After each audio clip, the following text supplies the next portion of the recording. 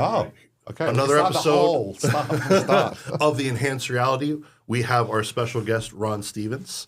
Last name Stevens, right? Correct. Awesome. IFPB pro bodybuilder. Known the guy ever since I moved here. One of the first people I met when I moved to Vegas. Super nice guy. Also personal trainer, right? You do online training. Do you do in-person training anymore?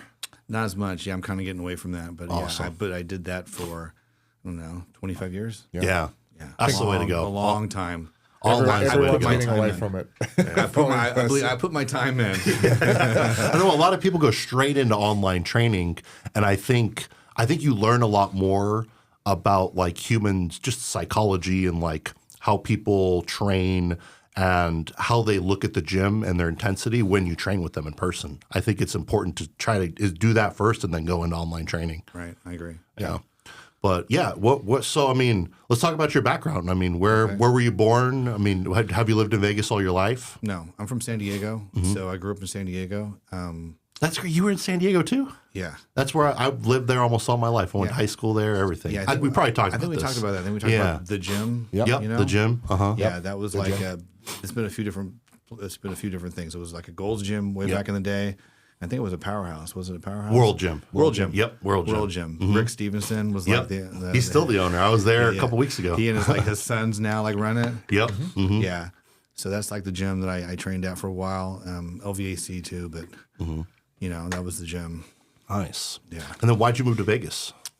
Well, I went to San Diego State, and then I got certified by NASM way back. I mean, I'm kind of aging myself, but 1992 is when I got certified. I was 2 years old. I wasn't born yet. Yeah, so that's when personal training really wasn't really a viable job yet.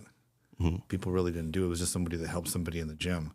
So I went and got certified at Loyola Marymount. National Academy of Sports Medicine would do a certification program at Loyola Marymount and then also in Chicago where the headquarters were. Yeah. So you had to have some background. You had to have some college background. You had to have background in exercise physiology, biomechanics, kinesiology, you know. Way different than what it is today. Way I mean, different. Way that's- different. I mean, that list of accolades right there, I mean, it seems like anyone can just pick up and just say they're a trainer and, you know, they don't even have to have a Literally, cert some or people anything. just do. They just pick up, like, yeah, I've done one show. I'm a bodybuilding coach now. Yeah. I'm like, wait, what? All of a sudden that you see it on their bio. Yeah. What? You did one show. One Now show. you're a lifestyle Place coach. third out of third. And Third now out of third at a muscle There's competition. also the nationally qualified ranking that they put on their Instagram bio, and you're like, what does that even mean? Yeah, they're quick to put that on too, like the next day after the show. Yeah, national qualified. Yeah. Okay, so what'd you place? Last. Oh, okay. Second out of two. Yeah, second out of two. Nice, bro. Yeah, you got to it's amazing how people do that now. Yeah. Well, that's awesome. So obviously, so you have a formal education before you went into personal training, and then from there, I mean, did you always want to be a personal trainer? Like, what was the goal, like going into college and doing that? And were you bodybuilding back then, or was that? No, I didn't bodybuild back then. I was an athlete. I played football, ran track, and so that was my background. And then I lifted. You know, I used to pick up the muscle magazines in the late '80s, early '90s. Lee Haney, the best times. Yeah, Lee Haney, Rich Gaspari, Lee Labrada. Those were some of my favorite guys back then. I used to read all the muscle magazines, and then I started training with a bodybuilder, actually in the gym. And then he was getting ready for a contest in 1981, Mr. San Diego. So I started training with him, and then that's when I got into bodybuilding. I just made a lot of progress back then.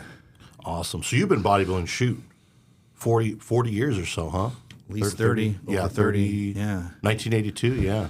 No, 1991. 92. 1991. Oh, 91. Wow. Yeah, so about 30 years. Yeah. That's a lot of time in the gym, man. A lot of time, a lot of hours in the gym. Yeah. So I started training with him. He was getting ready for a contest, and he asked me if I wanted to like work out with him and train with him. So I said, yeah, I'll jump in there with you. So I jumped in there with him, and then I started making a lot of progress. Yeah. And so much so that I jumped in the show with him. Yeah. Yeah, you're like, shoot, let's do it. Let's do it. And back then, like, I don't think a lot of people realize, but the shows were very competitive. There was only, especially those local shows, there was only a couple, maybe once every 2 or 3 months. Like, those shows were stacked. Like, they look like national shows. Yeah. Like, 80, like the 90s, We didn't even early have 2000s. bodybuilding in Australia back then. Did you really? No, we didn't even have it. Like, it was just so. It was a rare, very rare niche market for a lot of the like open guys. Yeah. And I remember, I think it was 1999. I was 9 years old, and I saw my first magazine, first bodybuilding magazine, and I was like to my dad, "What is this? Why is there dudes like just half naked on the cover?" Yeah. And he explained to me. He goes, "This is called bodybuilding. Like, in Turkey, bodybuilding was pretty big. Like it's like the wrestling era as well as like appreciating the muscle mass that you put on for wrestling and stuff like that. But yeah, in Australia, up until I think Tony Doherty brought in, it was not famous at all. He's the one that owns that Doherty's famous gym. Doherty's gym, yeah. Doherty's gym. Yeah. And that's one of a kind. Like, we have Josh Lenartowicz, and I think he brought that to the forefront for bodybuilding for Australia. That's who I think of when I think of that gym. Yeah. I always think of Lee Priest. Yeah, Lee Priest, the Australian Lee bodybuilder. Priest is an Yeah. Australian bodybuilder. Yeah, and John Torelli. I don't know if you remember John Torelli. Yeah. But he was also a big bodybuilder back then. Yeah. Yeah. That was around the same. Lee- Was that before Lee? That was a little before Lee, right? That was before Lee Priest, yeah. Honestly, you are right. Like, Lee Priest and Josh did bring it to the forefront. But I think it's very interesting looking at the histories of bodybuilding compared to like now. Like, the old school generation just stands out so much more in, I would say, accolades and how they did their circuit runs compared to now. We don't view it the same as it was back then. Because there was so much honor to do these shows back to back, back to back, back to back. Like, Milos did how many shows in 1 year? I think it was like, Every show. You yeah, think of. every show you could think of, he was on a plane to go do it. Yeah. It's just wild. And looked great for every show. Never said, never- "Oh, I didn't show up the right," or "I showed up off." Never Like, they complained just- about being hungry, never did anything. Nowadays, you guys do like 3 shows, like, oh man, my body just can't. Yeah, keep my up." body's too tired. These guys were training twice a day, 3 times a day at some points. Like, I mean, you're kind of in that right now too, Yeah. right? I mean, you've done. Is it your second show this year, or that was your first one you did? This is going to be my 3rd show. I did 2 shows Yeah, this that's summer. it. Yeah. Wow. So this is your 3rd show this year. I mean, most people after the first one, they're like, "I'm burnt out. I Yeah. can't handle it." Yeah, I've dieted 27, 30 weeks before for shows. Yeah. I have to admit, though, at the end, my brain's kind of fried. yeah. And physically, I think I handle it okay. It's mentally, I think my mind starts kind of going a little bit. And especially with owning a business too, it kind of starts to hinder that. You get to a point like your relationship, your business, and you're like, "Oh man, like I got to get back to just feeling like normal a again." normal person again, yeah. But what is even normal to us? Like, normal to us, especially in the pro ranks, it's not normal. It's like, okay, I just got to go back to eating more food. That's the Being able to reality. go out and enjoy a dinner, Yeah. not having to count my calories at night and just snack on something. Yeah. Yeah. That would be normal to me. Somebody invites me out. I'm like, hey, you guys are going out for pizza? All right, I'll join you. Have a couple slices, yeah. And you stay really lean. I mean, pretty much all year round. I mean, you probably get no more than like 8-9% even in the off season. No. I'm a naturally lean person to begin with. I think I never have gotten above like 12-15% body fat ever. That's wild. Ever. That's wild. That's just me Genetically. Yeah. So if I even watch my diet, do a little bit of cardio, I'm like 10% or less. Comes down quick. Yeah. Fast, really fast. Some people are on either spectrum. Either they're got very thick skin, they hold weight very easily, and they stack weight on very quickly, or some people find it very hard to put on weight. And I think, honestly, in bodybuilding, if you're that type of person that stays leaner all year round, I think you're perfectly suited for bodybuilding. If you stay heavier, it's just going to suck. Like, you're just going to be fighting nonstop. And eventually, I think people lose interest in it because they're like, I get into great shape, but then all of a sudden, 6 And it weeks goes away by, so it's gone. quick. Yeah. And then that's Yeah. where the mental aspect of social media comes into play for a lot of the younger generation. They see you, they see Jason, they see all these guys that are absolutely shredded all year round, but they don't realize that's genetic. Yeah. Like, that's 100% genetic, and they can stay like that. Yeah. But then they've got a picture in their mind, and they're like, yeah, I'm going to be like this too. But they're just permabulking. They can't do it. Yeah. Their body's just not meant to do not it. meant to do it. Yeah. So back in like when I first met you in like 2020, 2021, that was before you had turned pro. I think I remember you were still an amateur back then. I turned pro in 2019. 19. When did you turn pro then? 2019. Was 2019. or I'm sorry, what show? I won the overall at the NPC Universe That's what it was. back in New York. That's right. So Mr. Universe. Yeah. Yes. That's awesome. That's awesome. Yeah. So you were pro when I first met you, huh? That's awesome. Yeah. And I know you've been working with Blue for the last couple of years, right? Mm-hmm. Awesome. The guy I originally Blue's worked with to turn pro was what's his name? Cement Factory. AJ. Oh yeah, AJ. AJ Sims. Yeah. Yeah. AJ Sims was my guy that got me over the top. Yeah. Yeah. Yeah, and had me, suffer a little bit more than I was used to suffering, and didn't care how much I weighed. Let's get you down. Let's get this fat off you. Even though I wasn't fat, but you know what I mean. Let's get you to down. the next level. Let's get you to that next level, hardness, dryness. I don't care what you weigh. And that's what he got me over the top. Wow. I think the first time I've noticed this with a lot of especially amateur clients or amateur athletes, the first time they meet a coach where they're like, I'm going to get you peeled to the bone, and we're not going to worry about weight. We're not going to worry about you being flat. We're just going to strip all the fat off. That's usually when they start like you're like, oh wow, that was a good showing. Like that they look good. Like I know a couple guys who were kind of like teetering at the national level, local level. They couldn't really like get over the hump. Yeah. And all of a sudden they started working with one coach where I think just put in their head like, you need to stop with this nonsense. Like you're not a heavyweight. Like we're going down to like deep into the light heavies. Like you're not even going to be 198. And they just come in crazy. I get that. I got a lot of athletes that are younger. They're like, oh, I'm going to be in heavyweights. I'm like, bro, you are $190. That's where you are right now. How are you going to be heavyweights? Like, he goes, I'm going to grow. I'm going to put 60 pounds on there. No, what the fuck? Yeah, it takes a while to build that kind of muscle And solidify it and then keep hold it. it. Keep it, especially.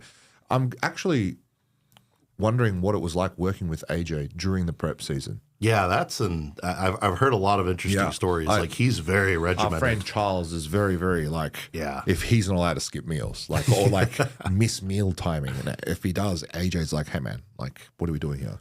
Right. He once he stamps his name on you, he expects that you're going to adhere to everything. You're not missing meals. You're not missing cardio. There's no excuses. I don't want to hear excuses. I don't want to hear you know. He goes, that's it. Pretty much. What's his reputation too as a coach? I can see that. Like I can understand that. Yeah, and you hear these super saturation days. You hear these like carrot cake. He give you or cereal before you train. I never got that. I hear the same story. I was like, well, when am I going to get this? And I don't want to be that. I don't want to be that athlete going, hey, when's my next cheat meal? Hey, because I didn't grow up with cheat meals. Yeah. There was no cheat meals. I'd never heard of such a thing. You diet and you're on your diet the whole time. The old school bodybuilding mentality was you just diet. You diet, you do cardio. Lee Priest was the great example. I remember him saying in an interview, he's like, I would just go from off season to cutting carbs and 2 hours of cardio a day. And I'm like, that's just such a weird concept, but that's what you did. But look at him. But look at it. Like, it worked. This is the thing I noticed a lot with, I would say, once again, younger generation. They think there's a magic pill or a magic solution to everything, but they don't realize you still got to do the cardio. You still got to diet. But then on the weekend, so when is my next free meal? Well, you've only dieted for 1 week. Like, what are we going to see in 1 week? Yeah. I think the only time I got a cheat meal was when I was really, really hypo. Yeah. And I text him and I'm like, hey, I could barely get in my car here. I'm, sweating profusely. I could barely, going hypo. Okay, all right. Let's figure something out here. Let's get you some food in you. Yeah. That's it.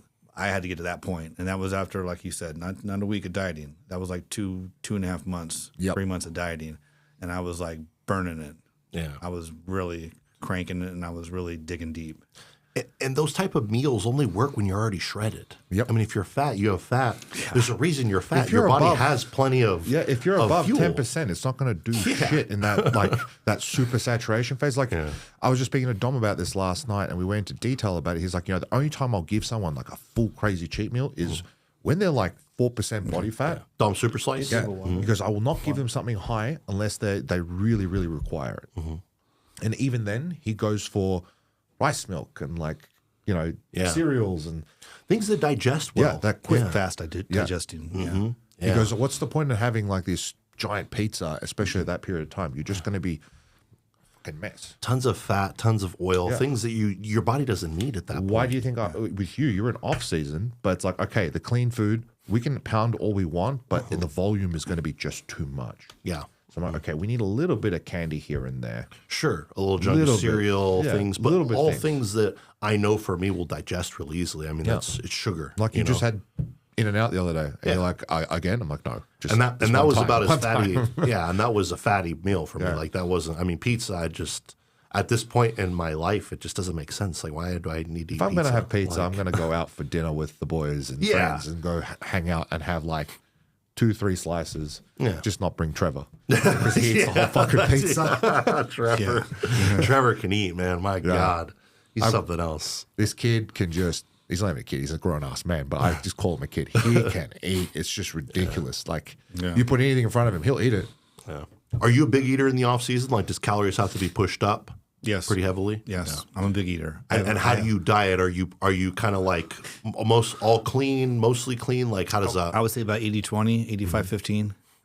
I would consider most of my meals clean meals, bodybuilding meals, and then I would have maybe 3 to 4 meals where I would eat whatever. Got it. And what's like your go-to on like those extra calorie meals in Sushi. the off season? Oh, yeah. Sushi. Sushi, there we go. That's clean. Sushi, yeah, so it's not that That's much. super clean. Or Yeah. I go to Outback and have like a steak. a big giant prime rib with like Potatoes and a load of potatoes and maybe some bread with some honey butter or something like that. Yeah, see, that's still pretty clean to me. I mean, I know that's like off meal plan, but that's kind of how we are. Like this sushi's the best because you can eat 2,000, 2,500 calories worth of sushi and just, I mean, you can eat 3 hours later. Yeah. No problem. Yeah. Unless you're me. I eat like, I try and keep up with them, and I'm like, nope. I can eat a lot of sushi. People don't want to go with me when I'm ordering sushi I love sushi. because I just order a bunch of keep stuff going. and they're like, "Man, that's a lot for you." I'm like, "What are you talking about? That's my first round." First round. Yeah. So you'll probably understand this. All you can eat sushi places are non-existent in SoCal. Like it's a Vegas thing. I never saw all you can eat sushi places. There is one. There's one? There is one. Little Sakana. Little Sakana. Yeah. Did you ever see any when you No. were in San Diego? No. My wife and I drove 30 minutes to go get. It's not a very far drive, Yeah. but it's like out of like SD, a little bit further down, past the highway as you're coming back towards Vegas. And we were like, we need all you can eat sushi. Like we can't go to these sushi places and order like $100 worth of sushi and be like, oh my god, that didn't even hit the sides. Exactly. Yeah. That's the problem. Because that's what it's going to be. It's going to be $100 plus. Yeah, Oh, especially Easily. I always they hate to see us coming in. They know they're like, oh, we're losing money on those guys. Yeah. Well, I go to the same place out here. It's the same place I go, and they It's take sushi. and they take care of me. They take care of me. They see me walking in. They start making it. Like how big you dude's doing? here. You want your plate? You want your favorite seat? It's like all that stuff. You know, that's how it is. You've been with going me. there for that long. That's service. Yes. Have you been to Top Sushi yet? Okay. Top sushi's pretty good. Top Sushi is pretty good. Where is it? Here in town? It's there's one near you In There's Henderson, one it's in like 5 minutes from here. 5 minutes We'll from have to here. go. Yeah, We'll have to go. It's good. We found a gold, like a hidden gem in the menu. It's called the workout roll. Really? What is it? It's peanut butter. What? It's sushi with peanut butter. Look, don't say anything right now. I've You're never gonna- heard of such a thing. Don't say nothing No, right now. I'll try it. Yeah. Man, I ordered it and I'm like, this is gonna taste like shit. Like it's fish and rice and peanut butter. I put it in my mouth and then Trevor just inhaled all 6 other rolls left on the plate. I'm like, I remember shit. when we went. He's like, that's awesome. I'm like, Yeah. okay, just get one because it's a lot of peanut butter, man. Like they smother this thing. I've never heard of peanut butter. I had never heard of it on before sushi either. rolls We before. loved it. Yeah. We enjoyed it. We were like, cool. Now I'm intrigued. Yeah. No, it's to go. good. Either one of those. Well, it's sushi, night, top Friday sushi. night. On Friday night? It's your high day on Saturday, right? Yep. So we'll have to go Saturday night or Friday night. Sounds So good to me. Saturday. Because I told do Trevor Friday, but we might have to move to Saturday. Yeah. Saturday's late. Yeah. If you like sushi, feel free. Yeah, I mean, come with us. we gotta all get sushi You together. know what? That's the way to go. I get one cheat meal a week, and it's usually Friday or Saturday, so I can go Friday. Yeah? Yeah. I'll go with you guys. Yeah, Yeah, we'll go. absolutely. So you're competing in 3 weeks. What's the next show? You said the Masters. It's a hurricane. which one? The Hurricane? Yeah, it's what's his name? The guy that does those southern shows. It's not Samson's showdown. Not the Samson Productions. It's No, it's he did Chicago. He did Tampa. I did Chicago and Tampa with him. I don't know. I'm not good with promoters. I only know Austin Carr What's and his muscle name? contest. Gardner, Tim Gardner. Tim Gardner. Gardner. Oh, His I do shows know are that. fantastic. Tim Gardner. His shows are absolutely fantastic. The way he Yeah, runs I them. like the way he has it set up. And with Masters, he kind of does it differently because he runs it right through. Yeah. So because usually there's an NPC show, and then sometimes Yep. also IFPB Open, and then he does Masters along with it. He does Masters usually on Friday. Then he does the NPC show and the IFPB show on Saturday. Yeah. So we get it out of the way Friday. Like he runs it right through, like 8 a.m. all the way through, and we're done by like 1 o'clock, 2 o'clock. That's That's wonderful.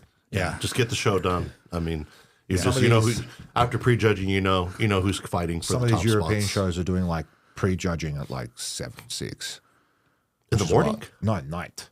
What? Yeah, that's too much. Wow. So, like I think we just came up in conversation with Dom the other day. He was like, "I'm going to show you something that's crazy." There was a prejudging at like 6:30 at night. I'm like, "What?" He goes, and then finals got moved to the following day. I'm like, "Holy shit!" That's ridiculous. I never heard of that. Yeah, I could be wrong. But I think that's what we're getting at the conversation. And I'm like buzzing. Sounds like the Mr. Olympia years ago, where they do the prejudging at 5, 6 o'clock at night, and they had to come back the next day. It Yeah, was, I don't understand how you can peak for something like that. You'd just be starving all day. Like literally, you would just be fasting until later. You can't continually feed in. in 2022. And keep your stomach flat. Yeah, Yeah. like you wouldn't be able to do it. I think it was 2022 or 23. I went to see the Olympia in person here. It was at the Resorts World. I think that guys didn't get on till like 11 or 12 at night. And I was looking at them and I was like, they must be pissed. I remember that. I remember reading about that. How upset they were That's why they changed the rule. That's why they stopped giving the point. That was the year after they stopped the point system. because there was too many guys. Too many of everybody. The divisions were so packed. I mean, all the girls, all the guys, and all the other divisions. Because the bodybuilders, the open is like the finale, so the open goes on last. Yeah. So it stretched the show so long. It was ridiculous. Yeah, they shouldn't have more than like 20, 25 guys yeah, 20 for sure. guys. The best of the best. in all categories. Yeah, 100%. Yeah. Classic bodybuilding. They shouldn't have 35 guys or 40 guys or whatever. Guys and girls, it should be the same. And I think the new rules that they have going, I think that's what they're aiming for, and I think that'll make it. A lot I better. saw those new rules. I kind of went over a little bit where you have to win like 2 shows. It's a little confusing, but like I think Unless once it's- you get it and down, they have different tiers for the shows, like the New York Pro or Tampa. and that makes sense because the problem is people will Arnold go Classic. in. Especially in the smaller divisions, like like women's physique at the pro level, women's bodybuilding at the pro level, you'll get these kind of random pro shows, and like 4 people will show up, and then someone wins that show and they get an auto qualification to the Olympia, and it's like, well, that's not really like true competition. And then they go to the Olympia, and obviously now they're competing against the best of the best, and then you'll have someone who goes to the New York Pro and competes against 5 Olympians. I think that should be worth more in the stake of getting to the Olympia because it's a harder show and more people are going to show up. Right. So I think the new rules are going to be good for everybody. much better, much better. You'll make it more competitive. Yeah. Okay, so what's your predictions for the Olympia this year for Open? We've already discussed this, yeah. and we've gone back and forth, and we've ended up having to change numbers. It looks like they're pushing Samson, but I like Derek Lunsford myself. I don't think Hadi's going to be in the mix. I think it's between those 2 guys, Hadi only got in the other day. really. Yeah, Yeah. Yeah, and then he's stuck in Dubai for a whole month. what's his name look really, and then Nick Walker looks pretty crazy, but I don't know if they'll give it to him. It's a tough one. I actually put Nick as winning, and here's the reason why. Because Samson's amazing, but I think when he hits up certain poses, especially like his back shots, you always, at least for me, I'm looking at him like, holy shit, whoa, whoa, whoa. And then he hits the shot and I'm like, is that just a little more on the condition that I would like. But then there are certain shots like his front double bicep, Side chest. unbelievable. Side chest, Yeah, unbelievable. like perfection. Well, he's got that crazy round, small Stupid. waist, crazy thigh sweep. And then looking at like Hadi's always consistent, but I don't think at his stage in his career he can make much improvement. I think he's maxed out. Correct, To be honest, especially his height, how much muscle he has, and then Derek for me, if Derek's on, he beats everybody. I But agree. Derek the last couple of years has been kind of like really really good, and then he's kind of off here. So I think Nick is the most consistent guy. He really is. If other people come in off, which I think is a possibility, especially with how how much hype is going into the show and how many good people are competing in it. Because compared to last year, it's way more competitive. Amount of pressure that they're going to be going through. Pressure. As well. And I think that gets to some people. Nick doesn't give a fuck. Nick doesn't care. I think Nick just locks in and does it. And that's why he's always on. I don't think it's a special protocol. I think he just doesn't give a shit. Like, he doesn't stress. He's just consistent every year. And I think that's his strong point. And I think he can edge in. Regardless, I think he could be top 3, no problem. But I think he has the ability to win. I'm sort of like in that boat of I want Nick to win because of how hard he works and how consistent he is, and also the amount of shit he cops for being the mutant. Just his structure. His structure. But that's fine. You've got a guy that works harder than anyone else to be where he is, and he's standing up amongst the top 5 in the world years after years after years. And everyone said he's never going to do this. He's never going to be able to do that. He's proven a lot of things wrong. He needs a little bit more time. And honestly, I think it was a 2019 look or the 2020 look I like the best. 2019 is when he turned, 2019 when he was still amateur. 2020 he turned pro. Yeah, 2020. Sorry. I think his 2020 look, if he just kept that shape around there. He was good. And then slowly built from there, instead of pushing so hard to get bigger, to catch up, I think we'd be looking at a different Nick. Yeah. He grew really fast, man. Yeah. Like he went from his amateur to like, holy shit. Dude, he went from like 2017, he was like a decent amateur, to like 2018, 19, it was like, what the fuck did he do? He put on like 100 pounds. Who's he with? He went through a couple. He was with Jeff Long. Matt Jensen. Dom Cardone for a little bit. Then Dom Superslice. And then Matt Jansen. Oh, Dom Superslice for a bit. No, it was Matt Jansen. Matt Jansen is who he worked with and put on most of that size. Okay. He did. Yeah. Jeff Long was his coach for a decent period of time, if I remember correctly. That was like his like early years. Yeah. But when he put on a lot of size, it was Matt. Sorry, I got the two pushed confused. him. I thought it was because we know two Doms. I'm like, Yes. no, it was he worked with both Cardone. Doms. Yeah. Yeah. And then he did a small stint with Dom Superslice. And then who's he working with now? He's with Kyle. Kyle, that's what it was. But there was someone Lopes. even before that too. He kind of coached. Oh no, he went back to Matt. Yeah, he went back to Matt and that's then went what it back, was. and now he's with Kyle. And I think Kyle's brought him up. Kyle Levels. elevated the shit out of him. Yeah, for sure. I think he just needed that little bit of extra attention that most coaches sort of overlook, which is communication and being one-on-one nonstop. Yeah. I think that's why a lot of top coaches don't like working with top pros, because like they expect, Yeah, well, look at Honey. they're Honey says he's retired, but is he? yeah. Like you're with Huddy all the time. Yeah. Like it's kind of hard not to coach him if you're with him like 24 fucking 7. Plus, I think if you're with a top level guy like that, top 5 Olympia guy, you should be with him the last 2 or 3 weeks every day. Yeah. You should be living with him. Yeah. Patrick's flying in. You don't go, well, let me see your pictures. Take some pictures after every meal. Like that doesn't work. There's money on the line. There's career on the line. Like at that level, it's everything for these guys. They put their whole lives into this. I mean, this isn't. I think it's even bigger than like football. Yep. Football, would you put? I mean, you put in your Pee-wee high school, your Pee-wee days, high school days, and then your college days get the NFL. Like these guys literally put in like 20 plus years to be at this level. I mean, it's hard. They have multiple coaches too for different things.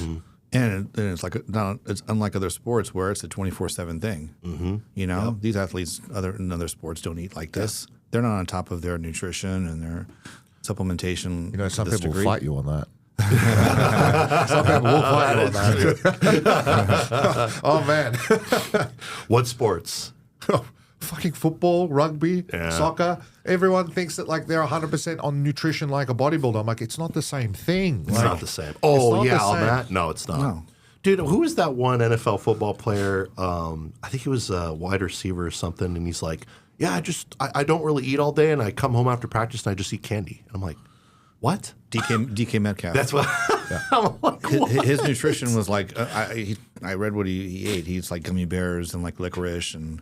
Sounds like me. And I'm like, I don't know how he has sense how for does he have a some. body like that. I don't know. It makes sense. Like, okay, like you come home, you have a bag of candy. I could see that, but like, he had protein and other things with it. He's like, no, that's all I eat. I'm like, where do you get your protein from? How are you not like dying? I know. And Well- he's a specimen too.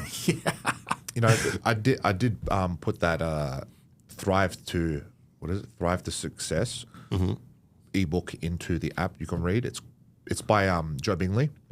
It's the sugar fasting diet. Yeah. Joe Bentley's the owner of 80? Project 80. So like I went through back to back of every single version he put out, and then I started reading more into how he talks about how these hormones convert and like how it works. Believe it or not, you could just eat sugar. Interesting. And no it protein. converts. It converts. If you need protein, it will convert. It will store. It That's will so hold. interesting. It will grow.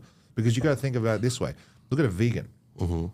They eat vegetarian, right? Sure. Yeah. Same thing for a carnivore. Carnivore eats protein. But if you need glucose, what Yeah, happens? gluconeogenesis. Yeah. And you will get some. I just didn't think there was the opposite like effect. It where works. if you just eat carbs, basically, you have works. the ability. I mean, yeah, you got to think. I mean, our bodies are pretty efficient. I don't know if it's efficient in terms of like being a top bodybuilder. I don't think you can eat like that. No. But just being like You need a lot a of healthy protein. person. You still need a good amount of protein. Yeah. I've seen some coaches like that I've worked with in the past that have had the very low protein approach. When you say low protein, how low do you mean? Like 150, 200. Jesus, yeah, that's really low. I've seen some of their athletes are like bantamweights, 120, 130. I'm like, how does that make sense? But it works because of how much carbs they're eating yeah, and how quickly they're digesting the food so they can keep eating. They're And I'm protein like, sparing. okay, it's pretty, it's a smart move for some people, but some people it's just not going to work. yeah. I do know. I mean, at least it was my experience. I know Blue is different with everybody, but Blue, I think, adopts mostly a high protein ideology. Is that usually what he does with you? Like pretty. Like No, actually, we lowered it a little bit to help digestion a little bit. so he did. Yeah. I do notice that with Blue, he's very good at adapting to the person. He's very he likes the feedback. He likes to interact. He doesn't say, "This is how you do it." It's like, "How's this working for you?" Yeah. Yeah. He's very much into that. So there's a lot of feedback back and forth with he and I, and because of that, we've made some good adjustments. And then once you find a formula that works for you, Stick to it. there's no need to alter it and overthink it. Yeah, you just keep doing the same thing. Just execute. Yeah, because you got to think even for you. I mean, what age did you start bodybuilding? Would you say? 21, 22. And you just gotten better. I mean, even That's I mean, the you're name of better the than you game. were in your 20s, your 30s, your 40s. Yeah, like- I know, and I've talked to some people about that, like Jay Cutler. Every time I see Jay, he's like, "How do you keep getting better? Oh, fuck, how old are you?" You Yeah, know, because Jay, he's nowhere near where he was before, but your it's like skin you're isn't your all best. crepey looking and everything. I know. I some of it, I guess, has to be genetics, but I've maintained pretty healthy bodybuilding lifestyle for years, and I felt like I haven't burned myself into the ground with excess Yes. of anything. I think that's a good. Let's talk about that because that is interesting. I mean, a lot of people, like we were kind of talking about in the hall before we came in, a lot of people do stop bodybuilding around like their 40s. And maybe not necessarily because there's like a health problem or anything like that. I think maybe they just burn out. They're just like, I just don't want to do this anymore. I don't want to diet like this. I don't want to carry around all this weight. I don't want to live the bodybuilding life. And I think that's probably a testament to you, to the balance that you had in a sense, where you're able to still enjoy your life. You enjoy, the lifestyle of bodybuilding, obviously, because you've done it for so long. You've done it for the majority of your life. And that's the reason why you've continued to make progress at your age and gotten better and better. Yeah. What would you say? I mean, I guess I'm speaking out of turn there. What would you say is the most attributing factor to why you've continued to bodybuild, to where you are now? Well, like I was saying before, I think I've never taken anything to excess. I think when I first started, my supplements were very, very mild.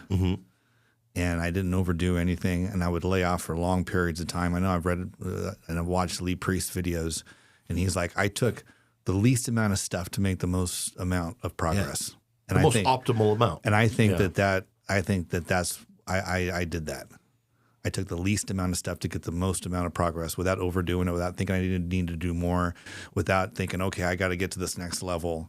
And of course, when I turned pro and I had some better coaches, I realized I did need to up things and I did need to push it a little bit, but I never pushed it, But I Not to the standards of what people do now. correct Pushed it within reason. within reason. It would be safe to say that there are some younger generation doing double, triple what you're doing Right. in general. And it's like, whoa. Right. And when I first started, it was about how do we alter the training? How do we alter the nutrition?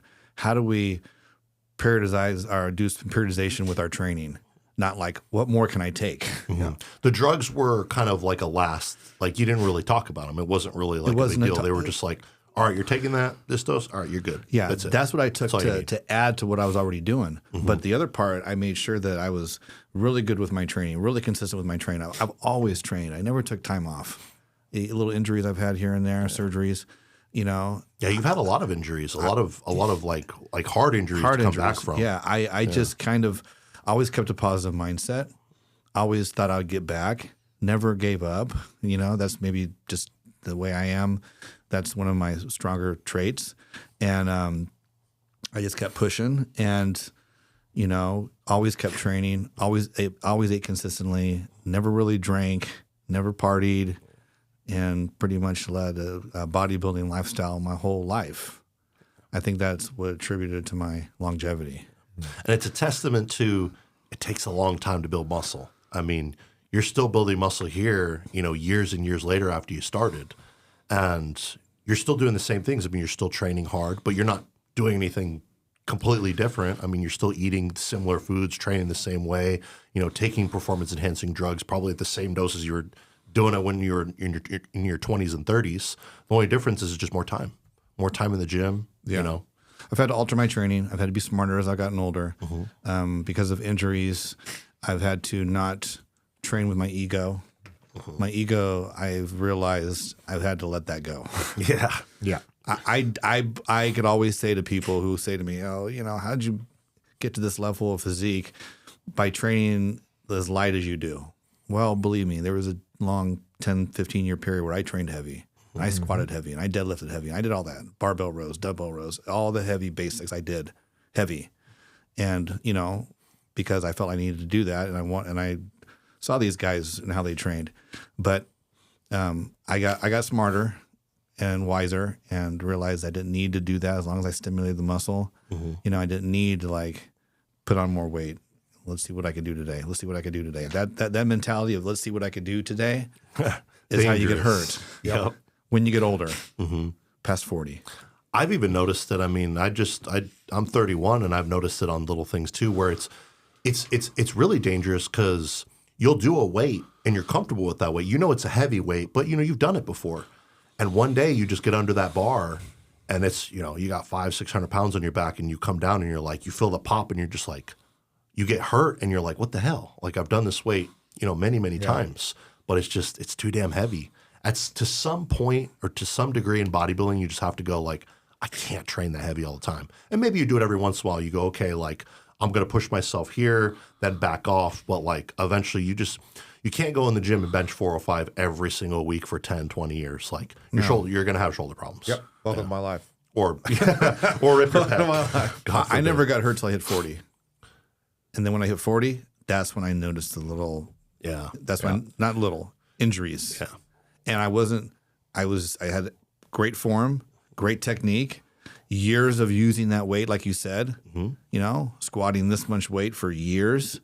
But all of a sudden, it's just like the wear and tear, the buildup, you know, it just takes a toll after a while. Yeah. And then, you know, it might take an injury for you to wake up and say, okay, you know, I can't try to squat 5 plates every time I get here, get in the gym. Maybe I could do 315. And I could do 315 for 12, 15 reps nice and slow and still get the same benefit. Yeah. Get some rest pause sets out of it and maybe work a different type of intensifier, drop sets. Correct. Yeah. Exactly. And I do more of that and less, let me just put on the weight and see what I could do. And I don't worry about other guys in the gym anymore. I don't worry about videos. I see guys doing hack squats with 8 plates aside. I don't need to do that. Yeah. And I think when I watch things like that, I just like, one of these times he's going to go down and it's going to go like this. You're going to know. Because that's happened to me. I know what it feels like. Yeah. And it really, I get, this is also something that I've always wondered with people too. Because like when I had my small injury, I had a slight quad tear maybe like a couple months ago. Luckily it healed up fine. But it was hard coming back. I mean, once I started, the first couple of weeks, it wasn't a big deal because I wasn't using much weight. But when you start getting the weight back up and you're like, okay, I feel good. You still have that like kind of lingering thought in the back of your head that you're like, I remember how that felt. Like it went from this feels fine, normal to just like, oh shit, like something's wrong. Yep. How do you get past that mental block of having, because you've had like big injuries, like full tears that you've had to have surgery on, right? Yes. Uh-huh. How do you get past that mental block of going into train again, when you're 3 to 6 months past the injury and you're starting to train heavy again? How do you push past that? Just being cautious, and if I feel something funky, I stay clear of certain exercises. Just being very cautious and feeling the weight out instead of just getting in and doing it A to B. It's like feeling it through the whole rep range, and slowly working my way through the full rep range of where I need, especially with legs because I hurt my leg, and then just being patient with putting the weight back on again. That if I'm doing like a leg press or whatever, be satisfied with what I did that day, and then come back for another day, and then be satisfied with what I did that day, and then just keep stacking these days. And pretty soon you're going up in weight, and then to a certain point, and realizing that I'm never going to be able to probably do the weight I used to do, because the risk reward isn't there. I remember watching John Meadows before he died. He was a big, he used to lift heavy, and he talked about how he doesn't do incline presses, he doesn't do squats, and he doesn't do deadlifts anymore. He loves doing them. He trained years and years doing them, but he said the risk reward is not there anymore for those 3 exercises. So I quit doing those 3.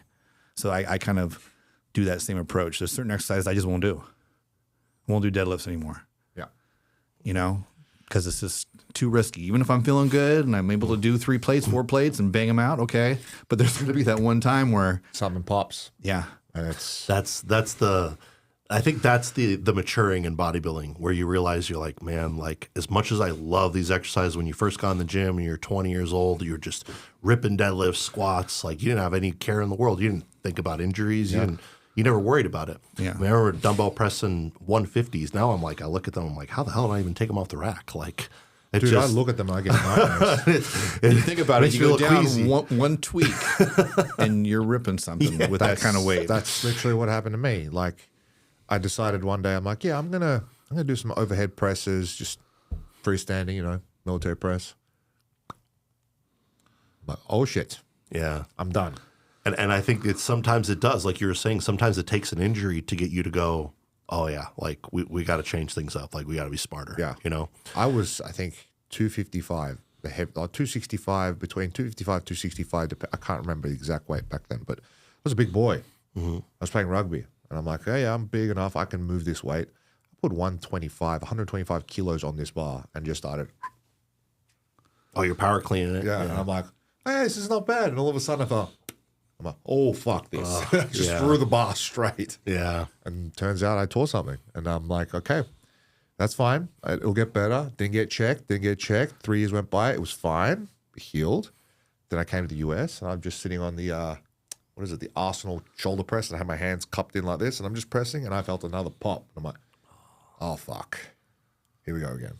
Yeah. I felt it not just in here, but into my neck, into my throat. And I'm like, fuck. It's that same traumatizing feeling of that's not good, because then I lost ability to actually do this. And I'm like, oh, that's bad. Yeah. That's bad. Then I started trying to move my arm up like this, and it would not go up. I could not straighten my arm. Like, that's as far as I can get it now. It's stuck. And I'm like, okay, I'm fucked. And I think we learn, like, especially in bodybuilding, you can train the muscle from 4 different directions and get the same result. You don't have, like your shoulders, you don't have to do a shoulder overhead press. You can do lateral raises. Yeah. You can do upright rows. There's You so can do many other face things you pulls. could do. You can do- Exactly. Yeah. Your chest, you don't have to do a barbell bench. You could go do a machine. You go do dumbbells. Assisted machines, like the new tech machines that have the foot pedal and everything that gets the weight out for you. And if Yeah. you feel like you're coming back and you're like, oh, no, that's too much, you can put your foot on it and ease it out of it. Yeah, those new machines, the new tech machines, I've seen those with all the chest movements, all the angles. They're cool. Why go under a bar Yeah. and put 3 plates on and risk. Yeah. When you could use something like that, and you could actually spot yourself with the foot pedal. And I would even argue with some of those machines. I mean, unless you have a spotter on a bench press, you could probably push yourself harder if you're training alone because you can spot yourself. You're not going to be afraid to push yourself to failure, because if you push yourself to failure on a bench, you could either get hurt or you get the bar stuck on you. I don't know if you saw on the incline NewTek machine, like the plate loaded one, you've got a slider that goes across as well. So like you can move your height, you can also adjust the strength curve of the machine, and people haven't figured that out yet. Oh, well, I They're didn't like, see that, only no. Prime does that. Crazy. But I'm like, wait, hang on, what is this slider from 1 to 4? If you move it towards the 1, it's more of the bottom position. If you move it up, it's the complete top position. I'm like, holy shit. Why has no one ever spoken about this to me? I asked like Ivan and Chansik, and they're like, oh yeah, that's what it does. I'm like, where's the information on the machine that does this, man? Yeah, that's good to know, though. I mean, that's unique. Yeah. When New Tech opens, are you gonna? Where do you normally train? I train at Dragons. You train Dragons? Yeah. Usually what time? All different times. Usually anywhere from 10 in the morning to about 2 or 3. I probably just miss you. I usually train in the at 2 morning, in the like morning. 8 or 9. 2 in the afternoon, sorry, all the time. Yeah, that's about the time. But see, I live in Summerlin. I live right by Red Rock. Yeah. Oh, cool. So that's 20 minutes. A little to bit of a Dragons. drive. So it's another 10 minutes to get to New Tech. So it's a 30-minute drive. But I don't see any reason why I can't go down there and do legs or back or chest. Yeah. If you throw it in once a week or twice a week, Yeah. still something, and you still get to play around with all the old stuff that was around your time, as well as the new stuff that you know you're going to be safe with and play around with, and be like, okay, I'm going to get more out of this. Exactly. But Dragons is relocating, right? They are. They will be relocating. Where? Yeah, they've their lease, I believe, is up in 2026 at some point in time. I think they have the location already. From what I heard, It's bigger. it is a lot bigger. It's significantly bigger, so it's going to be a lot better. Lots more Like machines. warehouse style. A lot bigger. Where is it gonna I think be? They're going to be. I wasn't told. Actually, the person I talked to, I don't think they knew the exact location. But they said it's going to be like big warehouse style, a lot better, a lot bigger. They're going to add more equipment. So oh wow. Okay, cool. yeah, so that's 2 big gyms. That's what the person told me. So I'm excited about that. But yeah, I think I'm going to keep both memberships. Yeah. I think it's nice to be able to bounce from one gym to another. I still have my LVAC too. You know, Yeah. a lot of gyms are closed on like Well, Christmas I'm going and to have stuff. 3 memberships: Dragons, Warhouse. Warhouse, where's that? It's coming here as well. You know the gym Warhouse from I San remember, Diego? yeah. It's coming here too. I think you told me so that, he's bought a big, and I mean, like, you think at NewTek, that's small compared to what he just got, like the factory. It's massive. It's like 3 times the size. It is incredible how the gym like world in Vegas went from Exploded. LVAC, Lift Factory, and EOS. the other opera one, and EOS, like just mostly commercial gyms. There's maybe 2 bodybuilding gyms to just now there's like 10. Yep. And they're all good. Powerhouse. Yeah. Oh yeah. Powerhouse, Powerhouse. Yeah. Torture. When Powerhouse came in, there's Kilo Club. There's Colt. There's so many good like hardcore gyms now. Yeah. And I mean, they're Torture. Yeah, Torture gym. too. Yep. Torture. And they got new tech equipment in there too. I mean, Well, they're it's actually crazy. diversifying their equipment, so they're getting like a bit of everything. I heard they're moving too. I don't know that for a fact, but I think they're think so. moving to a bigger location. Everyone's getting bigger gyms. Yeah. Like, the Olympia's going to have to be here all the time now. I know, right? Yeah. Like, it's easy for us. It's the hardcore gym. Yeah. But now all the athletes are going to be spread around. Thank God. I don't know if you remember the first year they had Dude, the Dragons. You couldn't train.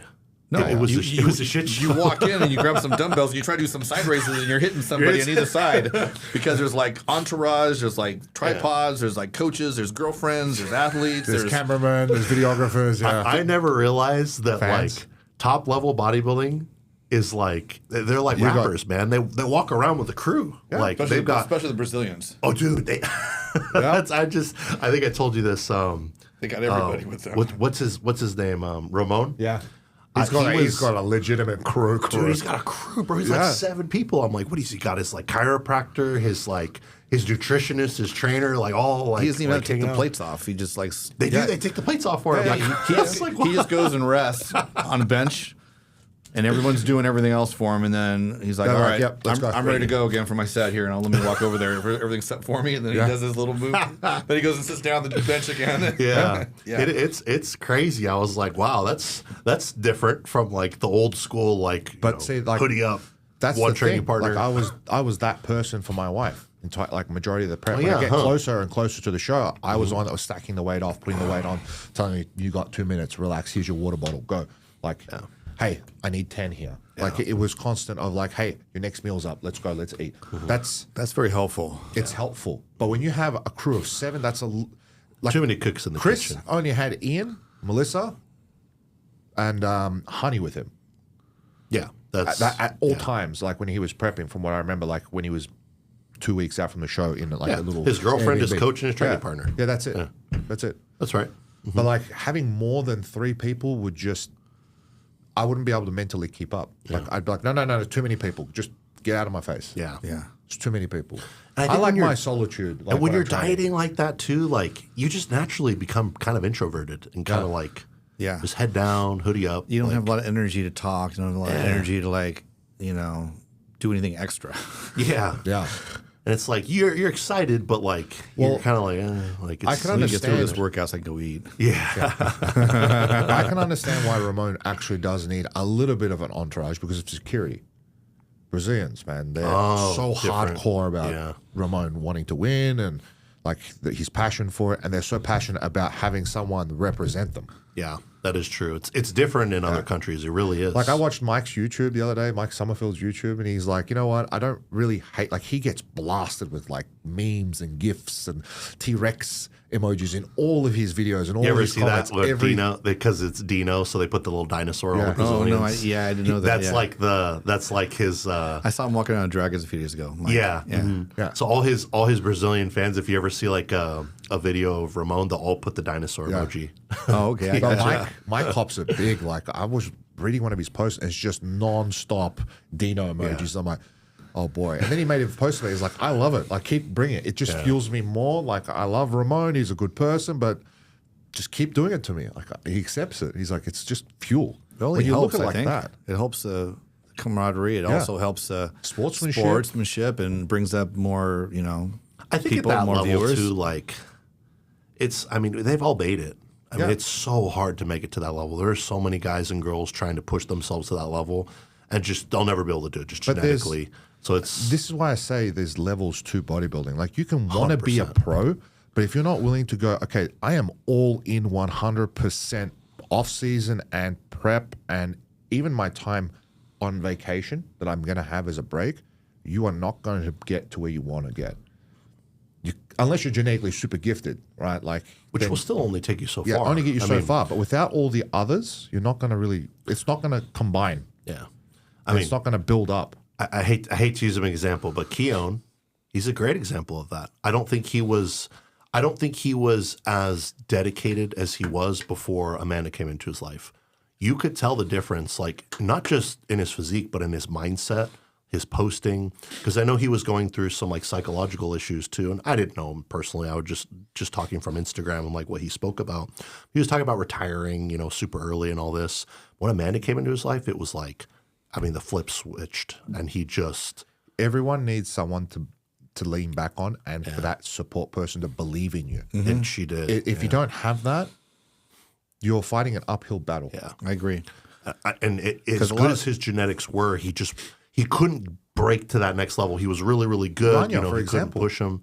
What was it? Rania, for example, we Yeah, discussed in the last podcast. Rania was a great example. I Yeah. mean, she knows it. I mean, before she'd do a show here and there, she wouldn't really give a shit, didn't diet all the way down. And I always knew she had the potential. But when you came into her life, it was like, dude, what the fuck happened? I remember seeing her compete, because, I'm also yeah. an MPC judge, IFPB judge. Oh, that's right. You are a judge. I forgot I'm a about judge. that. So yeah. I've seen her compete over the last few years, and I always saw her on stage going, wow, she's a pretty girl.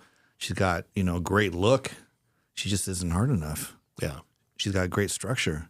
But then when I saw her with you, I saw the transformation. I'm like, okay, I saw the potential, And then when I saw that she turned pro, I was like, good for her. She had it all. She had it the whole time.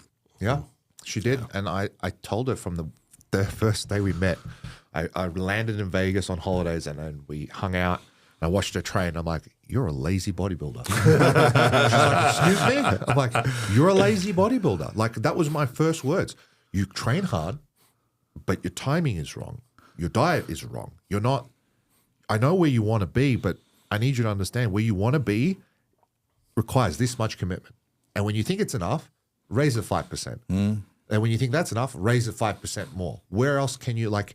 I program things and put times for meals when we first like met, and I was like, well, I'm going to program exactly what time you're going to eat, how much you're going to eat, how much carbs, fats, protein. Before she would just make food. She'd go to the gym, train, eat something, relax. Now it's like, now she sees, and it's compounded over time. She can get lean quicker now, and she can also get bigger quicker now. And once you train your body to do that, Yeah. you start to realize like, wow, I had a lot more in me than I thought. Yeah, Just because it compounds over time. It does compound. Yeah. Weeks and months and years compound, and you're like, wow, like look at how in tune your body is, and how much like I can get lean at the snap of a finger, I can get bigger at the snap of a finger. And the best bodybuilders in the world nitpick every little thing. Yep. They do. I mean, They look at even the- even if it's not making that big of a difference, they're like, I need every little edge I can get. Yep. And it starts with diet and training. Yeah. I mean, does. they go to drugs so quickly, and it's like, if you don't have the fundamentals down, if you couldn't build muscle naturally, you're not going to build muscle on drugs. Well, bro, the minute I put TRT in, I blew up, and I'm like, oh, wow, would you look at that? I must have been Unless you're shit. medically deficient. Yeah, medically That's deficient. I'm like, oh, the docs have been wrong this whole time. That's funny. Yeah. So what do you do? I mean, obviously, you're a little older in terms of like for bodybuilding. What do you do to make sure your health stays good? Because I know you've always, other than injuries, you've been very healthy. Like blood work's good, heart scan's good. What do you do to make sure, as you continue bodybuilding and staying this size? I mean, you're twice my size. What do you do to make sure you're going to stay healthy? Well, I get my blood work done, and I get it looked at. A few years ago, I had a little bit of a scare with calcium. Calcium score was up. Okay. And so I had to address that. That has really been the only issue that I've had. And I go to a cardiologist now. I go get my CT scan done once a year. They say do it every 5 years. I do it once a year. That's smart. Yeah. Because It's even not even that expensive. no, it's like a $73 or something. Yeah. If your insurance doesn't And we cover look it. at it like every 5 years for a normal person. Yes, that's what they said. They said, "Well, you don't have to come back for 5 years." I said, "No. I'm coming back every year because my score went up due to my lipid profile for so many years being off, and that's what created all that calcium buildup. The inflammation that built up over time, on top of, a bodybuilder's." Nutrition and the heavy amount of calories and the heavy amount of protein and so forth, all those factors led to that. So I had to address that. Yeah. That's something I had to deal with. The other, the heart is what you really got to worry about more than anything. Kidneys, liver, so forth. They regenerate. You get off for a while, and things get back to normal eventually. I was off for a whole year when I had my knee surgery, and all my markers went down considerably because I was off everything for a while, and over a year. No, not even TRT. And Wow. How'd you feel coming off for that long of a time? Did you notice? I mean, obviously physique wise and strength wise, but did you notice like mentally anything, sex drive, things like that? yeah, all that stuff was down. Yeah. But I had to because after my surgery, I tore my distal tendon, my quad tendon, off the bone 2 years ago. I remember when that happened. Doing pendulum squats. Yeah. And I qualified for the Mr. Olympia, the Masters Olympia. I was 12 weeks out, and I was over at Strength Asylum, which was elevation back then. And I went down a little too low, and it just popped, and the whole thing ruptured, rolled up. Ugh. So I had to get that reattached. I had to basically a cast and then a brace for another few months. So basically 9 months I couldn't bend my knee. And then so I was off everything, and then I developed blood clots behind my knee due to the amount of blood in that area that just sort of sat there. My doctor should have had me taking blood thinners as a precaution because of all the extra blood. He treated me like a regular person instead of a bodybuilder. The amount of blood flow in our legs is ridiculous compared. Yeah. I didn't realize that the majority of the blood in our body, 25% in our our calves. Yeah. Oh, I didn't even know that. Yeah. So when you step actually, and someone says, "Oh, I hold water really easy," go for a walk. The more your calves activate, the more blood flow you'll have. And then you Yeah, then you circulation cycle just out the filters, fluid. yeah. Yeah. So I had blood clotting. I had blood clots. I had 3 blood clots behind my knee. So I had to take blood thinners for another 9 months. Wow. So because of that, I couldn't take anything to thicken my blood. So Yeah. I was off all TRT and everything until all those blood clots dissipated. And you can't. That's nothing you could rush with blood clots. You just take the blood thinners, and then they eventually get smaller and smaller and smaller and smaller to the point where your body just absorbs it. Yeah, and gets rid of it itself. And gets rid of it. So there's nothing you could do to hasten that. Yeah. And so that was a long time for me. I was considering retiring. I was like 90% considering retiring, and everybody told me, okay, you've had a good run. You've done a lot. Be happy with what you've done. And but yeah, I felt like shit. My testosterone levels were like on the ground. Yeah. And probably more than anything, just disappointed. You're just like, man, like my leg, like everything you worked so hard to build, you just watch it kind of disappear, and there's nothing really you can do. I mean, go and train upper body here and there, but it's not the same. No, I still trained. I was hobbling around. I went over to LVAC. I couldn't lift a plate and carry plates. So I couldn't do anything plate loaded because I had no strength and I had no balance. So I had to do everything plate loaded. So I just went to LVAC. I would do circuits every other day, upper body circuits. I started training one-legged, everything on the one leg side because I talked to Jared Feather about that. He did his thesis on that, his master's thesis. Yeah. If you train one side, the other side will have to follow. Yeah, I forgot the exact I forgot the exact term for that. The exercise There's a term for term. it. There's a term for it where you train one side, the other side gets the benefit also as well. Yeah. And then when you do get back, then the other side has to quicken it to catch up to the other side. Yeah. So it speeds up faster to heal. It speeds up faster to get the size back. So I did do that. I trained the other leg. I did one-legged leg curls, one-legged leg extensions, one-legged leg press. I did all that, hobbling around for a while, and then eventually I got back. And then once the blood clots were gone, because I was going to get scans every 6 weeks, basically. Check and see where they were at. See where they're at. Oh no, they're still there. Oh no, they've gotten smaller, but they're still there. I was just like, come on, man, this is like taking forever, And then finally, when they were gone completely, that's when I went back on TRT again, and then everything kind of just came back. Yeah. Came back to life. Because I still trained, I still ate. You didn't just lose everything. No. Yeah, you kept as much as you could.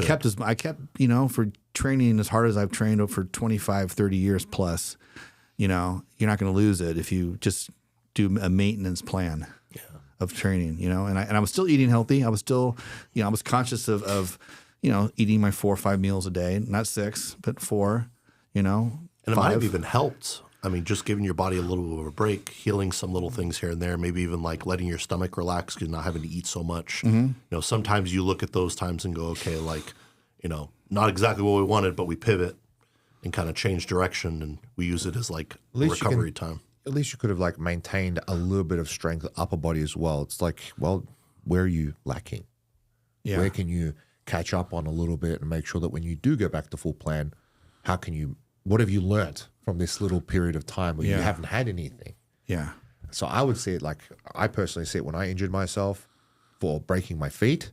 I was like, I can't do this and this and this. What can I do around this? And what can I learn from doing this? Right.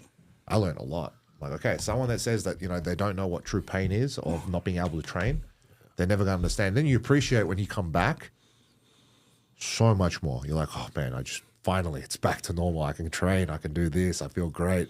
I enjoy doing this more. And then you find the passion for doing it even more. Yeah, that's true. Yeah, when something's not there, you appreciate it more. I was doing the cardio machines. I was doing the UBE machine. I have to like walk up to these, the old guys on there and go, hey, how much longer do you have, buddy? Like, only old people use those machines. Or physical therapy clinics. They have them, right? People have leg injuries. So I'm sitting there waiting for these guys to get off, and they get off and I get on there. I was doing my thing, that was my cardio. I couldn't do any walking or any elliptical or anything. I couldn't bend my leg. My leg was like straight out, Yeah. So because of the blood clots, you weren't able to bend the leg or do anything with it for 9 months. Was that the reason why, or the healing process? For the healing process, I still had the brace on. I couldn't bend my knee, and then eventually I went to like a lighter brace. I had to go from like a heavy brace to a lighter brace to an even lighter brace because the stability wasn't there. And Around the joint? Yeah, around the joint. I was just really, really cautious with How everything. many pins did they end up putting in just to hold that? 2 pins. But he said that the doctor, the orthopedic surgeon, said that the size of my tendon was like twice the size of a normal tendon. Oh, wow. Okay. So what he had to do is he had to wrench it, Anchor that pull shit. it down, and then he had to use 2 anchors to anchor it in instead of just one simple anchor. He had like two mega anchors to anchor it in. He goes, it's probably stronger than the other side. I said, well, You're like, probably. Let's test it. Yeah. Let me. Yeah. We're going to load up a leg press and see what happens. Not only is that tendon that much bigger and stronger, but you're also putting it under so much more stress. I mean, you got to make sure. I think that's also important. Did you shop out the person, or was that just who your insurance covered, or how did you find the person to do your surgery? I've found him through a friend of mine who suggested him. He was a good orthopedic surgeon in town. And I think that's important that you find someone that understands just sports in general, bodybuilding. It doesn't even necessarily have to be bodybuilding, but sports. He knew right away what to do, and he goes. And a lot of times, some of these orthopedic surgeons, there's a new way to do it that they find out, whatever it is, and it's always good when a doctor says, "Oh, this is the new way that they're doing it now." You know, before this was the antiquated way. This is the new way we're doing it now, and we're getting a lot of good results from it. When you have a meeting with a doctor and they say that, it's usually a good thing. You're like, oh, okay, good. So you're going to use the new approach on me. Yeah, and the approach that like I'm going to be able to train again. I'm going to be able to use the leg properly. Like I don't want it just fixed so I can walk. Like I'm going to go back to being an athlete. You know? Yeah. Well, I mean, I had to go through the whole process. My gait was off. You know, I couldn't put pressure on my knee. Even when I was back to doing the treadmill and the bike, you know, everything was off. I had to kind of learn to kind of reprogram to walk again. You know, let alone, I mean, not even thinking about squatting or anything. You know, just getting back to walking again. You know, being careful walking up and down stairs is really critical. Walking down, you know, a grade and there's like gravel. You got to be really cautious with that because you know stability, stabilize and it's easy to slip and One wrong move and walking up and down curbs, you know, the wrong way. You got to be careful, you know, things like that. So I had to watch that for a while. That's good. I mean, it looks like from competing, like it's fully healed. Like it looks normal. Like it doesn't look like it was torn off the bone. Like some people, like you could tell they had bad surgery on it because it looks really fucked up. Yeah. Like it's like all rolled up and everything. Like your quad just looks like it just flows straight there. But I have to say though I noticed, I watched the aesthetics of it after it was healed. I looked at the aesthetics of my leg, and there was a period of time where like I could tell it was more swollen in that area, and I had some loose skin. You know, which for bodybuilding you don't want that. You want everything to be like intact, wrapped. Right? And so it took probably another 6 months for that to kind of conform to the normal look again. Still. So, I mean, it was a long process if you think about it. If you add all these months together, you know? Yeah. There's probably up until, like 2 years. Recently. Yeah, just recently. Did you have any sort of input from any other resources to speed up the process of growing tissue back and bringing it back to life? Yeah, I did stem cells. I did exosomes. I did all the protocols with the peptides. And, you know, I got back on some growth hormone too and did that. I was really eager to do all that. I did everything. Yeah. I have friends that do the stem cells and exosomes, and so I did IV plus injections right in that area. That's an interesting topic because I know you have an extensive background on that. Can you explain more, like, with an injury like that, how would you use? I mean, what's the difference between stem cells and exosomes first? Because I don't really understand. This is the exact reason why I brought this up. Yeah. He gets so nerdy on this. Yeah. Well, it's so interesting. I mean, yeah. Well, stem cells go in and actually mimic the area, whatever. If it's whatever area that you shoot it into, and then the exosomes basically come in and coach that area and tell it what to do. So it's good to use both of them together. You use them both together. Awesome. Yeah. And is the best, because I've heard of two different uses for them. There's like the systemic, where you just use it IV, and then there's the direct, you inject it directly into the area. Yeah. Is there a reasoning for either one? Is there one that's better or worse? Well, when you do a systemic, which is more like an IV drip, that is when you're just going for generalized, lowering inflammation, overall wellness, longevity, and so forth. You inject it specifically into an area that is injured that you want to regenerate. Got it. So if you have a specific area, whether it's the shoulder, whether it's the knee, that's when you would do the stem cells and the exosomes together into that area. And you go pretty deep in there too, right? Like they go all the way in. Yeah. What they do, what you do is you get an MRI first. They find the area that is damaged, and then they inject right into that exact area. And then you want to allow for a certain period of time for it to start to work. You don't want to go out and do other things where you might have inflammation in other areas where it might dissipate and go elsewhere. You want to kind of keep it in that one area for, the research says anywhere from, 3 to 5 days. Got it. That makes sense. And then when you do that, how long do you usually see some sort of result? Because obviously you're speeding up the process of healing, so you have to take that into account. But from your experience, did you think it made a very big difference? Like, did it take a couple months off? Did it make a complete transformation where it just wouldn't have healed that properly without them? I believe that it enhanced it probably 2 times. Awesome.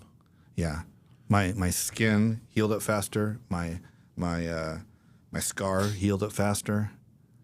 I felt like my stability in the knee came back faster. I was willing to do everything. Yeah. Yeah. What's the cost on something like that? It ranges anywhere from $1,500 to $2,500, $3,000 a shot. Wow. And typically, how many shots do you do? Do you do them like every 6 months? Every 6 months? Yeah. For an injury, I would say anywhere from every 3 to 6 months, depending on what you can afford. Yeah. I have to start getting it done to my shoulder, honestly. Yeah. That's not that bad. I was thinking they were like 10 grand or something. No. They used to be very expensive depending on where you were. Yeah. I remember what was it back in the day? Rolly Winkler went and got done for $10,000. It keeps going down in price. Yeah, because now it seems like it's becoming more competitive too. There's more people doing it, more clinics doing it. Obviously, with that, greater access to it. Yeah, there's a few clinics in town that do it. There's a few that I'm associated with that I send people to. Awesome. We might have to talk after this. Yeah. and I guess a lot of people ask this question too. What's the difference between, if there is any, doing that type of treatment in America versus another country? Well, here in America, they have limits on the density of it. In other countries, they spin it and they get more actual, billions of exosomes or, millions of stem cells. So they don't have the same requirements that they do here in America. So that's why people go to Mexico. That's why they go to Panama. That's why they go to Europe, Israel or Germany like they used to get this done. We have more limits here. But I think those limits, with this administration, are going to open up a little bit. Yeah. And then they could spin it they spin it in the centrifuge to get more. You get more of them if you spin it more. Yeah. Got it. That makes sense. It separates quicker. There was I was speaking to a doctor in Turkey that does stem cells when I was planning to go. And he was like, look, it's probably going to cost you around about $2,200 US. He goes, but we're going to keep spinning that thing and we're going to keep taking it from you. And we're just going to keep putting it in. He goes, until we see a result. He goes, but I was asking what are the side effects and what are the precautions? He goes, infection. That's it. Yeah, he goes, that's the one problem that people don't realize. If we try and get too much out of it, it could cause a reaction. Yeah. And your body might reject it because there's just too much volume of what it needs to do. He goes, and once you have that, then we have to go in and drain it. He goes, then it could be another problem. He goes, so we try and keep it in the normal limit. And A lot of athletes are doing it now. Yeah. A lot of high school, college athletes. Because there's no Whenever someone has an MCL strain, whenever someone has a slight tear to their Meniscus. their labrum or their meniscus, that's what they're doing now. They're getting stem cells and exosomes because And I wish it was it isn't. around. It's not something that is drastic enough where you need surgery, yeah. and you want to speed up the process to get back on the field. Yeah.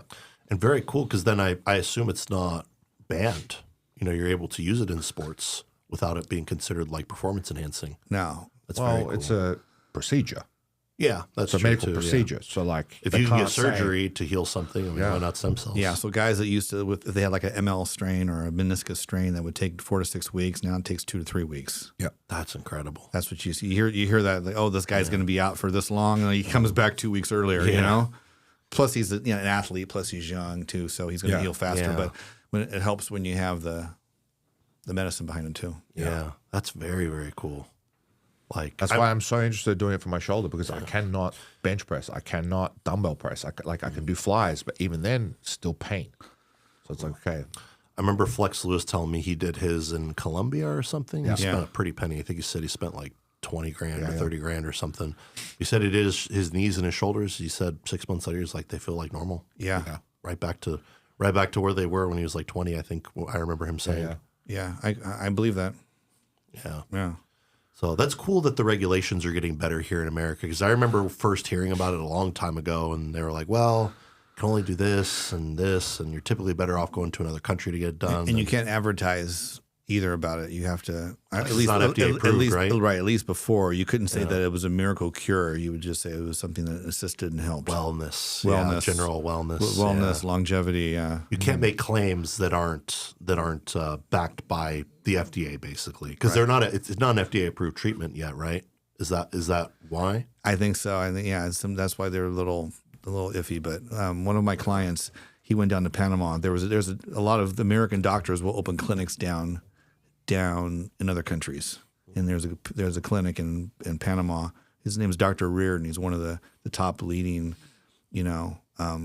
researchers and doctors for stem cells and exosomes. He has a clinic in Colorado, I believe, Denver, and so he has another like sister clinic down in Panama. I refers them over. So he refers them down there if they want to really, get a whole elaborate thing done down there. That's very cool. That's smart. So I mean, one of my just- clients went down there for that. Yeah, that's very, very cool. Yeah. So do you think it's worth it, in your opinion, to use them for just general wellness? You don't necessarily have a true injury, Yes. but you're just using them IV every once in a while. Yeah. that's Just like worth people it? use NAD or people do. Yeah. PPC, TB, Yeah. People are just doing a lot of these for wellness. I believe you can get just a generalized IV drip of exosomes throughout your body once a year. Yeah. And then maybe just injury preventative, health wise, beneficial for you too, I would assume. Oh, yeah. Replacing things that need to be replaced that aren't being replaced fast enough by your body. Yeah, I was told when I first got into it, I was the analogy that the doctor told me, which is easier to think about, is like when you're born, it's like you have an ATM account of a certain amount, and as you get older, you tap into that account, and it gets less and less and less and less. Yeah. So when you're younger, you have a full account. So when you get a scratch on your arm, it's done. It's young kids. It's like it heals up in 2 days. Plenty of money to put on it. Yeah. Yeah. Now you scratch yourself above the age of 35. It takes like 2 weeks. So when you get the exosomes and the stem cells done, you're kind of replenishing that account.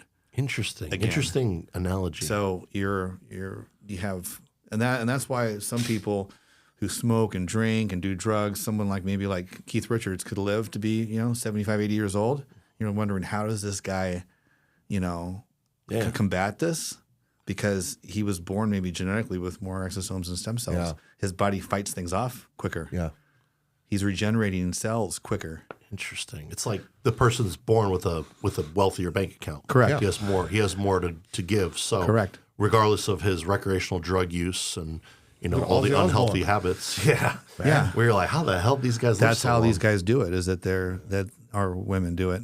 Is they're genetically have more that they're using. So if someone were to, let's just say, get it for systemic use, like the stem cells, exosomes, what would the general cost be to try and just keep someone, topped up for longevity? I would say probably $3,000 to $5,000 a year. Wow. It's nothing. Yeah, that's really nothing. I thought this was for some reason I thought it was a lot more start saving. expensive. Yeah, shoot. I mean, for a lot of people that is expensive, but I think for bodybuilding, for a one-time shot, people sometimes that's I can't afford $5,000 for my insurance isn't covering it, whatever. Yeah. Does insurance cover that sometimes? I haven't seen any. Usually cash pay, huh? Cash pay, yeah. Unless I heard through this one guy that he has a clinic in Jersey. I talked to him and he said that there is some government programs that they do allow where they can do it if you qualify for it, but it's very hard Very to niche. Yeah. Interesting. So if you had 5, I would say, advice for a bodybuilder just starting out, and they had the potential to get to, let's say, your level or even higher, right? What would they be? What would my initial 5 big things that I would tell people? Yeah. I would say first thing would be to get their nutrition down, learn about nutrition. Most people that falls through the cracks, and if anyone I ever talked to that isn't making progress in the gym at all, their nutrition's always off. Yeah. So I would say the nutrition would be the number one thing, and then I would say put a lot of effort and time into the training. Don't rush it. Don't try to look at people online and do your own thing. Stay in your own lane. Don't try to follow anybody. Don't look at social media influencers like a Sam Sulek or some of these people and think that you got to be like him. A lot of the younger teenagers that I've talked to, they follow all these influencers on social media. Yeah. I think they're getting the wrong advice from a lot of these people. Or too confusing. Sometimes it's best. You got too much advice. I think sometimes you just got to put your head down and be like, I'm going to try this for 6 months and see how this works, Yeah. I mean, you probably used how many different training methods over the last, decades? So many. Every one you can think of. I've done the high intensity. I've done the dog crap, fortitude. Dog crap. I've done all that stuff. I've done, high intensity, low intensity, Dorian Yates style, Mike Menser style, high volume style, all the splits you could think of, the push-pull legs, training 3 days a week, training 6 days a week. I've done it all. Yeah. And then you find out what works best for you. That's another thing too. I'd recommend also is that try different training methods, different ways to train. Mm-hmm. So definitely and also supplementation too.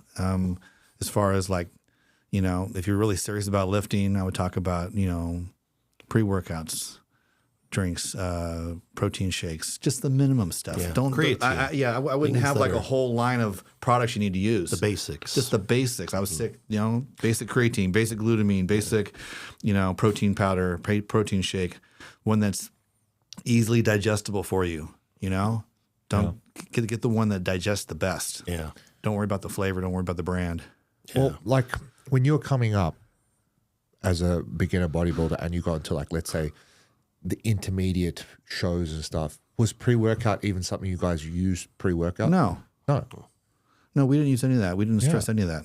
Yeah, you had your basic multivitamins, probably your fish oils, and you had protein powder and creatine, right? Yeah.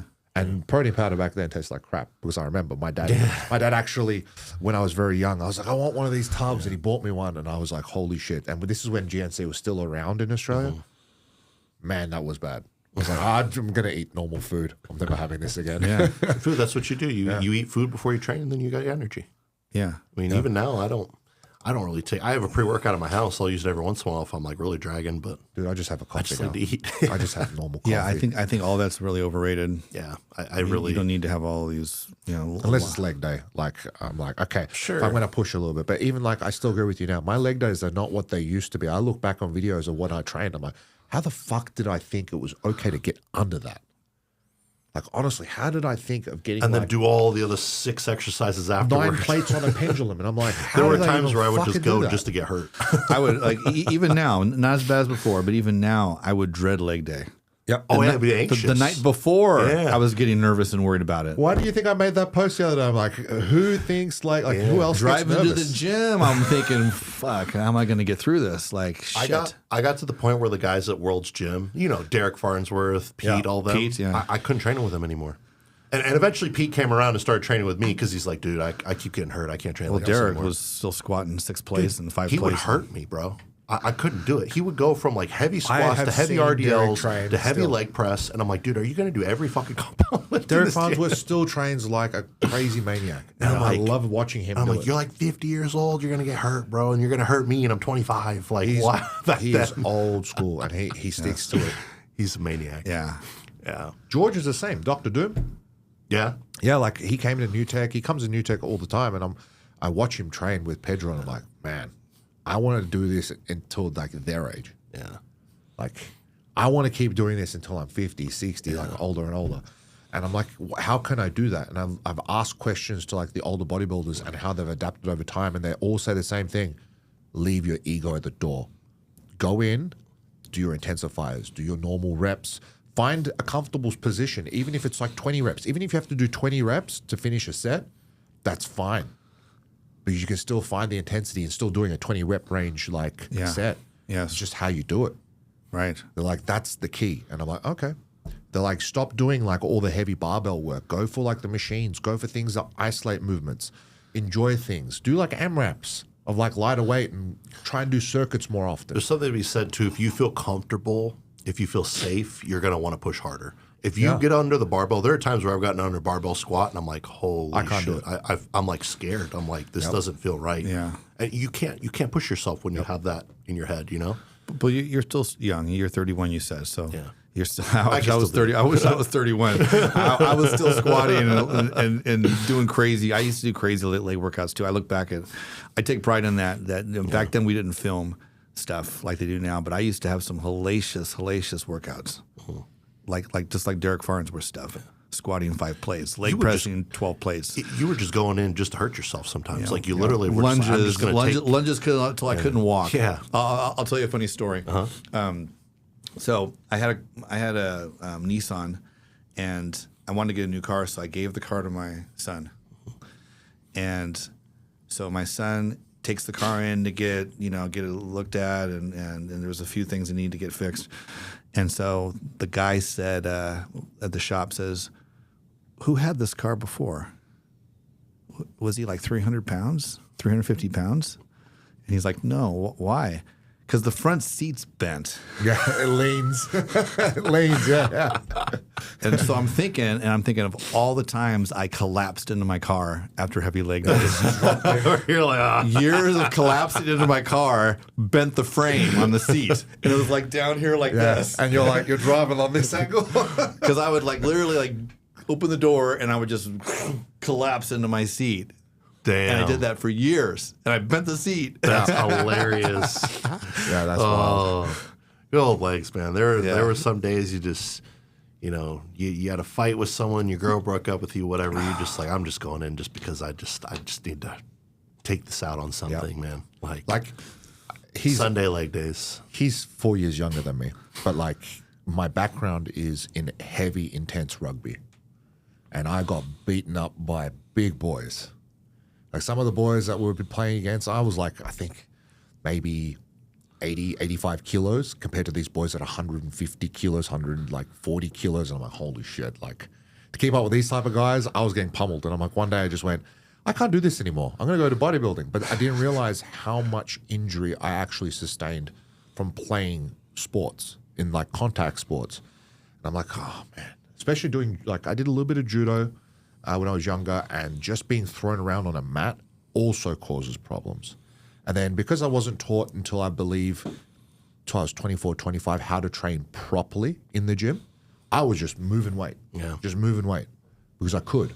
Not wearing belts, not wearing knee sleeves, not wearing like protective gear to help prevent injury until one day a person came over and they're like, hey, come here for a second. you're a fucking idiot. I've seen you train like this for 2 years straight because you're applying everything you know what rugby was of like the intensity of fucking just smashing things to training. You aren't going to last very long. He goes, I wouldn't put it past you that by the time you're 35, you're going to have knee problems, elbow problems, shoulder problems. And turns out I have arthritis in my left knee. And when it does flare up, oh man, I ain't squatting. Like I ain't squatting. Like I can't. Like I physically will not be able to bend my knee properly. And I'll notice it like it just swells up like a balloon. I'm like, okay.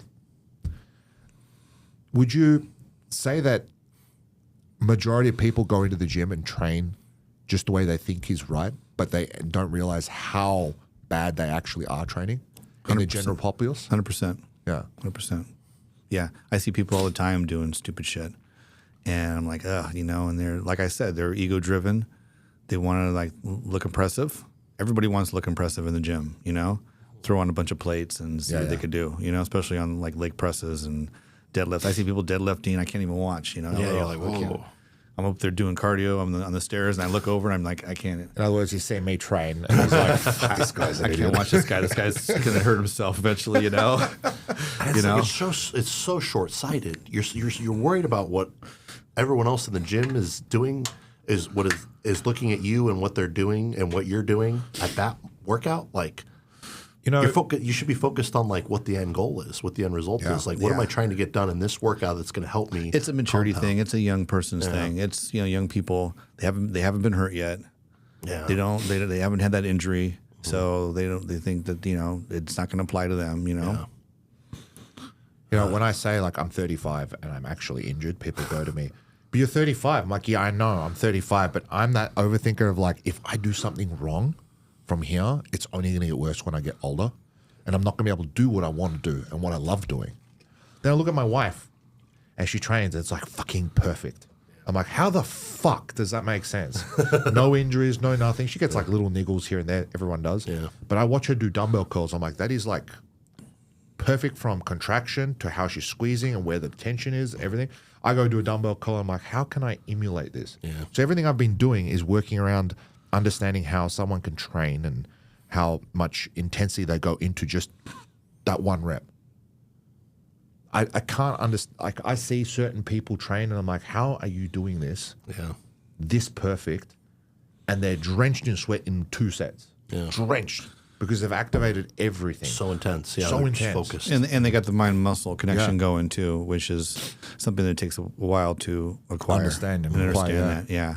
This doesn't happen. Most people just going through the motions. They grab 40-pound dumbbells and 30-pound dumbbells and they're squeezing it up. But here, grab 25s and slow it down a little bit. Slow down the eccentric and the and let me see if you can still do it. I think the machines that have helped me get the best mind muscle connection and learn it better are the prime machines, because of where you can put the strength curve. Mm-hmm. So I've been training, like trying to understand it in my head, because I have like an issue of once I get into the zone, I'm like, I don't want to talk to anyone, and I sort of just move. Like I have had to catch myself and slow myself down, and sometimes just train with no music on, because I listen to music and I get fired up and I'm like, no, okay, let's not have any music on. Let's focus on that. The strength curves are 1, 2, and 3 train all different areas of like your movement pattern. For me, it was always contraction, the top end of the squeeze. I could never feel anything. And I'm like, this is weird. As soon as I discovered these machines, I'm like, oh yeah, okay. I'm starting to learn better here. And now that I've moved from those machines to the new tech machines, I'm like, and the new tech back machines are just something else. Yeah. Something else. I haven't used them yet. I didn't have a chance to use them. Gonna have to change that. Yeah. Gonna have to change that. Yeah. But I think we're just about out of time, but that was, dude, great discussion. Like, welcome back anytime. Yeah, please. We're definitely going to have to get sushi soon. That's Friday. We already agreed. Friday. Until Blue pulls it. He hasn't pulled it yet. He thinks I need it. Yeah. Very good. Yeah. But yeah, so awesome. That was a great episode. Thank you for coming on. Thank you. Yeah, thanks for coming on. Thank you. Yeah, Thank you very much. Absolutely. So, cool. See you guys next week. Yeah, we'll see you then.